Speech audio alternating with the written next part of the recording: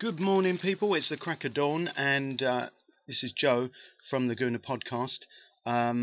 This is an experiment, really. I don't know how this is going to work out, but this is the first, perhaps, of a series of Guna webcams.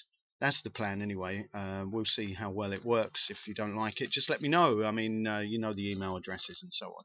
I'm sure you will soon. Anyway, that rattling sound that you're hearing is, in fact, a newspaper. Yes, it's yesterday's newspaper, actually. Chesney, as Chesney, one of my heroes at the moment.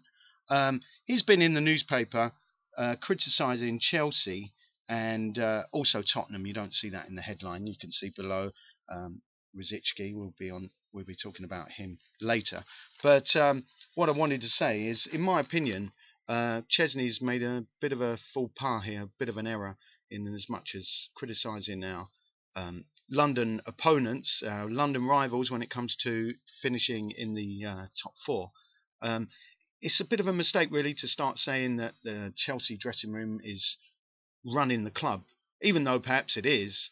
We're probably better off just staying quiet about it, really, rather than flagging it up. Because if we flag that kind of thing up, the reaction from the Chelsea players will be they'll try to prove Chesney wrong. So I'm a little bit worried about that, especially as I've got a bet on. I'm going to win £10 the way things currently stand. I'm going to win £10 if Arsenal finish above Chelsea, and I still think that's a real prospect given our recent form. Chelsea's form has been iffy. Obviously, now they've changed their manager, they're probably going to start playing a little bit better than they were. I'm not saying the replacement manager, who's only a caretaker boss, is the best in the world, but he's certainly not the worst either. And they've got a decent set of players, even though they're aging a little bit now. So yeah, that's my view on that. And as far as Spurs is concerned, well, obviously it was a great laugh for us fans hearing what he said about Spurs. It was on Sky Sports initially, and then it's been put on the Evening Standard, put in the Evening Standard newspaper. He actually said that, I'm quoting from the paper, which quoted from Sky Sports. Chesney said, "We're 4 points behind the other North London club, and hopefully we can challenge them." Well, that's good talking, Chesney. Keep it going. He said, I'd be really pleased to see Tottenham in the Europa League next season." Well, that's seriously going to wind them up. Sometimes winding up players is a good thing, or winding up teams is a good thing, but there are other times when perhaps it's best to stay quiet. But from a media perspective, of course, it's great to hear Chesney coming out and saying that kind of thing. So on that side of it, I'm really, really pleased about it.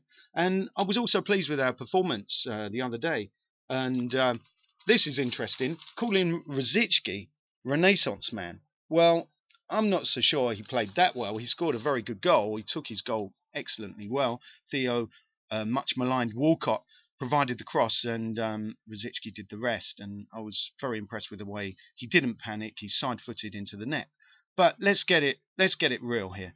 Rosicky is out of contract at the end of this season, and he's liable to move on for nothing. I personally won't be that unhappy to see the back of him, because I don't think he's played that well often enough. This season, he's strung a few good games together, and to me, that's not enough. That's not enough, really, for us to say, yeah, we want to keep this guy, on a long-term contract. After all, he's 31, he's injury prone. He's a good player on his day, but those days are few and far between. And even against Milan, he gave the ball away unnecessarily quite a number of times. He chose the wrong option, or played a silly pass, or sloppy pass. I think his play was sloppy at times, but yeah, he scored a goal. I'm not going to complain too much, and you can't complain about the performance as much as I'm prone to do. Can't complain about that performance. Can't complain about Arsene Wenger's team selection, or I know I've been a bit of an Arsene Wenger basher at times, and I'm sorry about that, Arsene. But at times I think you deserved it, but not the other night against Milan. It was a bold team selection, putting Oxlade-Chamberlain in from the start. It obviously paid off, and let's hope we see more of that in the future. And let's hope you see more of me in future. I don't know if it's going to happen. It just depends on the sort of feedback I get off this podcast. Podcast webcam, I mean. All right. So, well, until the next time, take care, and let's hope Arsenal continue to do well.